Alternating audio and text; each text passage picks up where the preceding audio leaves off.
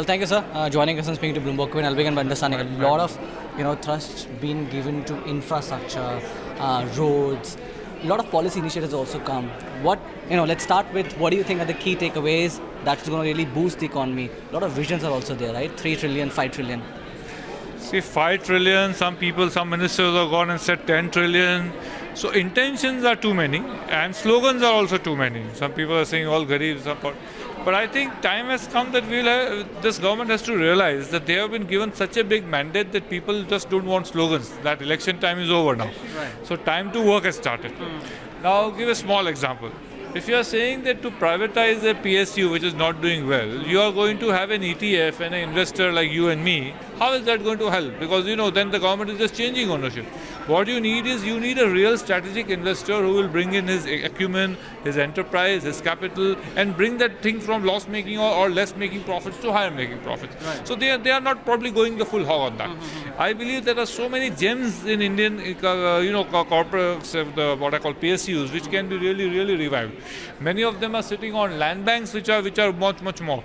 So I think that has to be realized. Number two, the whole export bit. Now, when we say make in India, right, it was referred to that we will make solar panels or whatever electric things here.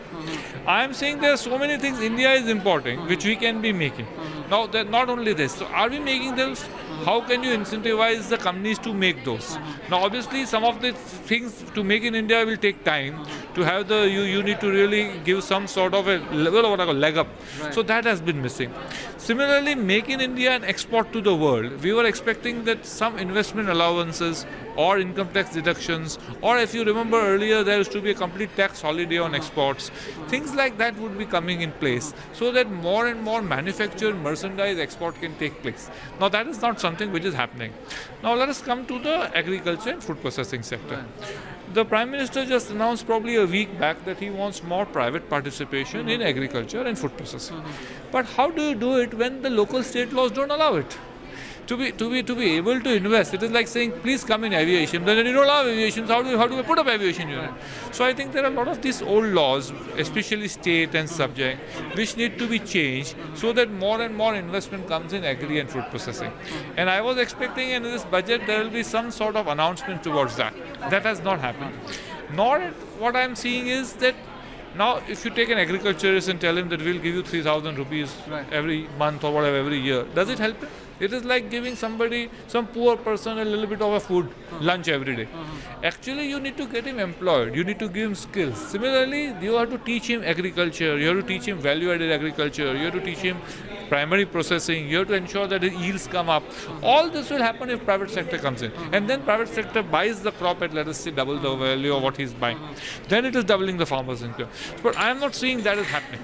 Similarly, if a lot of our products still are imported, like let us say tomato juice is imported, orange juice is imported. Now India is sitting on all this agriculture. Why we need to import food products? It clearly shows that the products there are much more cost effective. Right. So how do we make products more cost effective? That will require massive investment. So that has to be something forthcoming. I think that is lacking. So sum and substance, what I'm trying to tell you is that if you want to move toward a 5 trillion economy or 10 trillion economy, it cannot happen by government investing in roadways and all that. It will definitely require a lot of private capital. It will require Indian capital. It will require foreign capital. And it will only come in if the capital sees that there is going to be a return, if there is going to be a complete ease of doing business, and if it sees that there is some benefit out of that. I don't think these whole steps have been taken. So intention of reaching 5 trillion will not go anywhere unless these concrete steps, concrete instances or substantial, what I call benefits are shown to the entrepreneurs. Right. This is my general feeling on this also. And consumer slowdown and demand in the consumer slowdown has been a concern. Do you think we can see an uptake with this, with the kind of slew of initiative that the government has announced now? We will see a revival in the consumer demand in the FMCG sector? No, I don't think so. FMCG sector in particular, the consumer demand is actually because of the rural. The rural growth is not as much. As you would by always knowing, the rural growth was almost double as the urban growth. Yeah. But now it is becoming same. Yeah. The reason for that is that the people in rural areas don't have the disposable income to buy that much as they were buying. And even if they have, they are buying the cheaper varieties. They are not buying the premium varieties. So to that extent, that growth is not happening. But I'm going to say that even in urban India also people are going towards more discounts and the growth is not happening. So in FMCG in particular, unless and until the distributable incomes grow, it is not going to happen. Second, it is not true to say that GST has been brought down. GST has been brought down on a lot of items, but there are a lot of items, like let me take you food products. There are still, I think, a dozen food products where earlier the tax was 4 to 8%. Now it has become 12% or 18%. So actually the net effect of tax has gone up. So actually the government at one end is saying if your tax is down, you please ensure that you pass on the benefit. Now when the tax is up, are the government giving subsidy to us? We are not able to take the price increase because a lot of our products are 5 rupees, 10 rupees. So we have to absorb that. So that is having an effect. Since because of taxes, prices are going up, consumption is not happening. So I think GST in many sectors has not helped the FMCG growth. And rural it has not helped more so, because the rural stockists and the distributors have not understood GST yet. So to that extent, I think consumption will only grow up once there is more income in the hands of people. And I think that will happen only when and when more employment happens in the urban areas, and in agriculture growth happens and the farmers start getting more money. And also everything depends on the monsoon. Right. If the monsoon is bad, then there will be still further distress. Where the monsoon is good, FMCG may pick up in the coming quarters.